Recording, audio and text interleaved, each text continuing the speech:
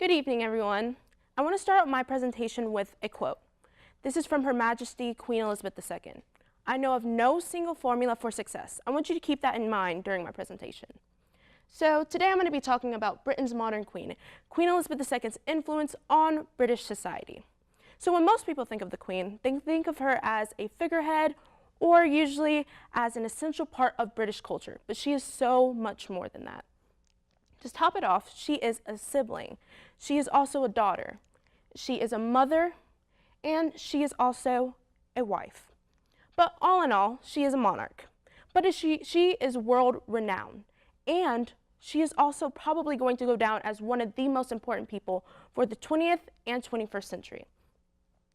My name is Myrthil, and I've actually always had a fascination with the British royal family, and I hope that one day I could be a social media advisor for Kensington Palace. And I find this topic to be relevant to all of us because we've always had such a close relationship with Britain as a whole, through colonization, through Revolutionary War, and also through being allies through the different world wars. Today I'm going to be giving a brief history about Queen Elizabeth II, and then tie that into her political presence, her morality, and also my closing. So, who really is Queen Elizabeth II? How has she really impacted and evolutionized throughout her reign? Queen Elizabeth II was formerly known as Princess Alexandra Mary, and she was born on April 21st, 1926, to the Duke and Duchess of York. The Duke of York was known as King George VI, but he was actually never supposed to be king. His brother Prince Edward was actually supposed to be king, but he had to abdicate due to marrying an American divorcee and socialite named Wallis Simpson, and this was considered scandalous. Of course, she would never be king or queen one day. They found that to be very taboo. So King George VI was king, and then his daughter, Queen Elizabeth II, was coronated as queen in 1953. But before then, she married Philip Mountbatten in 1947, and she has 4 children. So the political presence of the crown. I actually find that Queen Elizabeth had a very prolific presence within her reign. She evolutionized and she found ways to create peace and to be her own.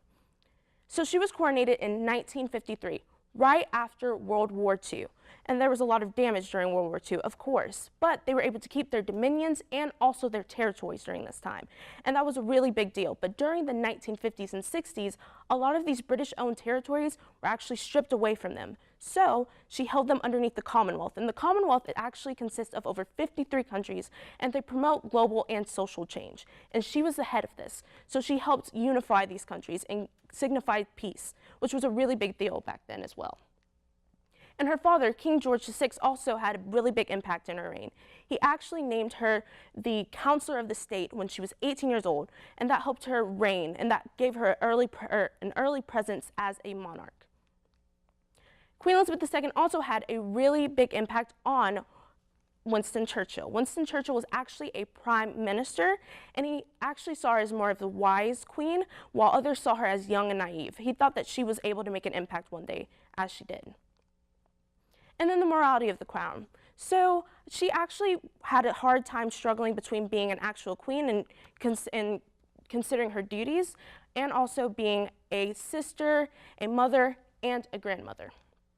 So we have these 3 instances that kind of tie into each other. We first start with her sibling, Princess Margaret. Princess Margaret wanted to marry Peter Townsend, who was an inquiry to her father. That's basically like a personal assistant.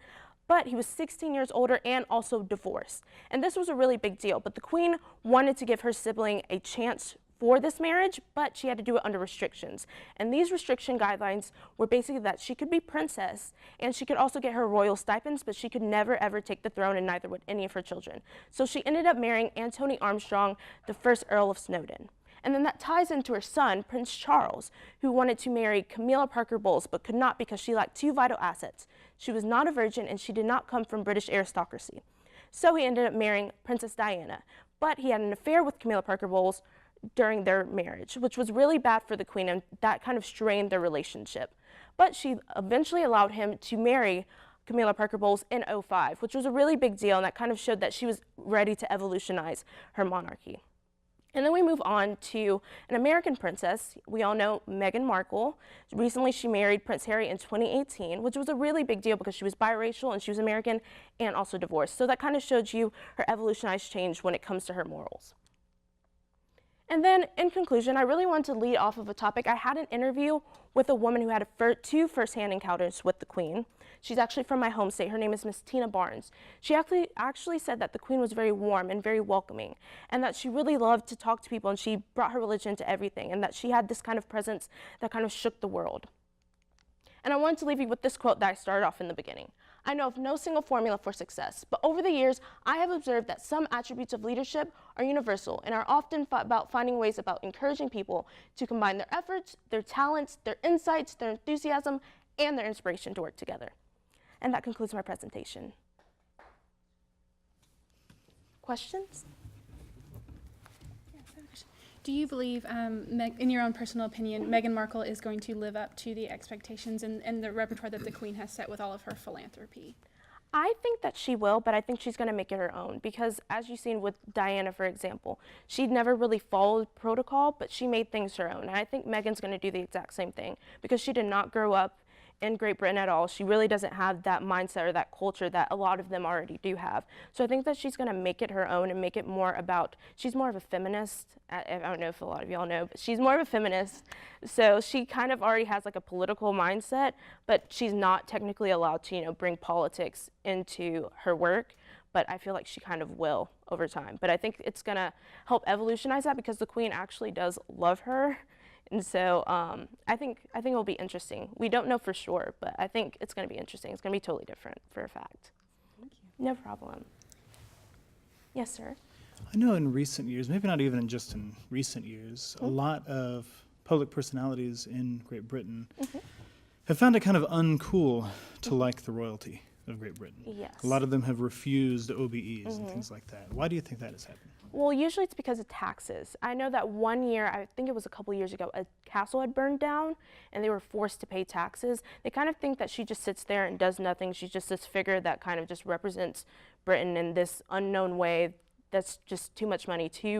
She's not essential to British culture, but honestly, she really is. She does so much more, like I said, with the Commonwealth, and she goes in to help these countries, especially with, you know, the strain from past years, even though, yes, that was in the past, you know, there's always going to be that strain that, you know, Britain had colonized us, like, what should we do? But now she's setting a peaceful reign, I think. And I think that even with the taxpayers, they're unfortunately having to see that she's going to be here and she's going to stay.